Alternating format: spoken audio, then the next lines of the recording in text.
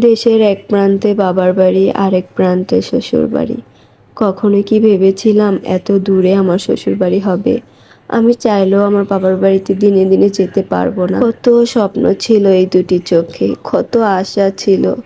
বাবার বাড়ির আশেপাশে বিয়ে করব, মন চাইলে হুট করে দৌড়ে চলে আসব, যতদিন খুশি থাকবো, যখন খুশি আসবো। কিন্তু সেই ইচ্ছাটা আর পূরণ হলো না। এই তো স্বপ্ন দেখেছিলাম বাবার বাড়ির আশেপাশে কোনো গ্রামে বিয়ে করে নিব। এই জন্যই হয়তো আল্লাহ আমার ভাগ্য এতটা দূরে লিখে রেখেছে, যেখানে আসতেও একদিন লাগে, যাইতেও আরেক দিন লাগে।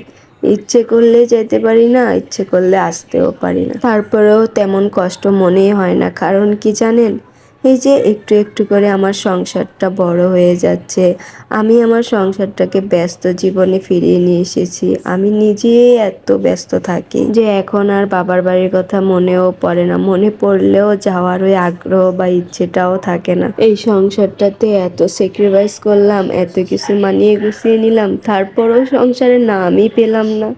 এটাই মেয়েদের জীবন। হায় রে মেয়েদের জীবন।